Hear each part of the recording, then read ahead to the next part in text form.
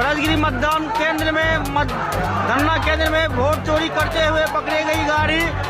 EVM से भरा हुआ ट्रक घुसने की सूचना हम लोग को प्राप्त हुई थी। दोस्तों नमस्कार, मैं हूं संदीप और आप देखना शुरू कर चुके हैं जागो बहुजन। दोस्तों आज की इस वीडियो में हम दिखाने वाले हैं कि एनडीए गठबंधन के इशारे पे चुनाव आयोग किस तरह से लोकतंत्र का हत्या कर रहा है। जी हां दोस्तों, आपने बिल्कुल सही सुने। दोस्तों आप सभी लोगों को पता ही होगा कि बिहार में वोटिंग समाप्त हो गई है। अब सिर्फ इंतजार है 14 नवंबर का, जब इसकी काउंटिंग की जाएगी और बताया जाएगा कि किसकी सरकार बन रही है और किसकी नहीं। लेकिन इससे पहले ही एक बहुत बड़ा बवाल हो गया है बिहार में, जहां पे लोग री चुनाव यानी दोबारा चुनाव कराने की मांग कर रहे हैं। तो आप सभी लोग समझ ही सकते हैं कि कितना बड़ा बवाल हुआ है। अब वो क्यों हुआ है और कैसे हुआ है और किस तरह से लोकतंत्र की हत्या की जा रही है, ये सब इसी वीडियो में बताने वाले हैं, जिसको जानकर आप लोग भी हैरान हो जाएंगे। दोस्तों बिहार के रोहतास जिले सासाराम विधानसभा क्षेत्र में स्ट्रॉन्ग रूम है, जहां पे ईवीएम सुरक्षित तरीकों से रखा गया है, जिसमें किसी भी पार्टी के कैंडिडेट अगर अंदर जाने के लिए चाहते हैं तो ना जाने कितने बार उनकी जाँच की जाती है। लेकिन वहीं उसी स्ट्रॉन्ग रूम में देर रात बॉक्स से भरा ट्रक बिना जांच पड़ताल के अंदर चला जाता है और उसे कोई नहीं रोकता। और कुछ लोगों के द्वारा इसकी सूचना जैसे ही सभी प्रत्याशियों के पास पहुंचाई गई कि स्ट्रॉन्ग रूम में ट्रक घुसा है जिसमें पूरे भरे हुए बॉक्स हैं, तभी सभी पार्टियों के प्रत्याशी बौखलाते हुए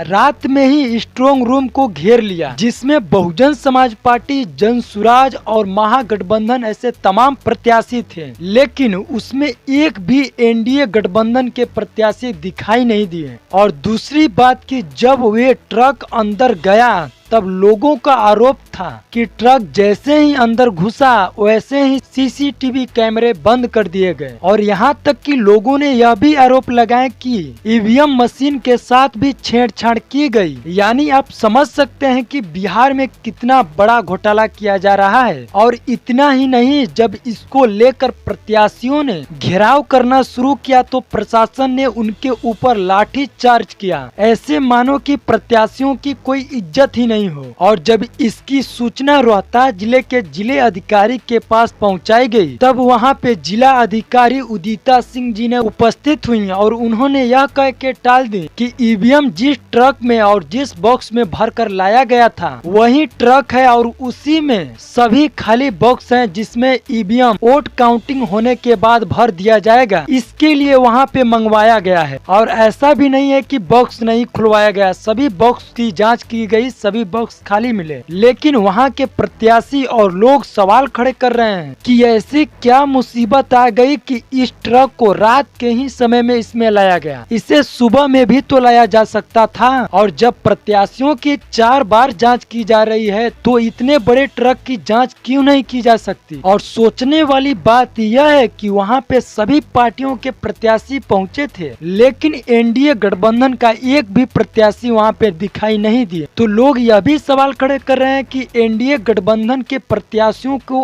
इसकी चिंता क्यों नहीं है, क्योंकि इतना बड़ा बवाल हुआ और वहाँ पे एनडीए गठबंधन के एक भी प्रत्याशी नहीं दिखे, यह भी कुछ बयां कर रहा है। और यही सब देखकर सभी प्रत्याशी दोबारा चुनाव कराने की मांग कर रहे हैं। अब देखना यह उचित होगा कि इस पे चुनाव आयोग क्या जवाब देता है। क्या ऐसे ही लोकतंत्र के नाम पे राजतंत्र चलाया जाएगा और जो प्रत्याशियों का आरोप है उस पे सुनवाई की जाएगी या फिर नहीं, यह भी देखना उचित होगा। लेकिन यह तो साफ हो रहा है कि लोकतंत्र को राजतंत्र बना दिया गया है। खैर इस पे आप लोगों की प्रतिक्रिया क्या है, कमेंट बॉक्स में जरूर से जरूर बताइए। और चैनल पे पहली बार आए तो चैनल को सब्सक्राइब कर लीजिए, ताकि ऐसी वीडियो आप तक आसानी से पहुंचती रहे। तब तक के लिए जय भीम, जय भारत, जय संविधान, जय मूल्य निवासी, नमो बुद्ध।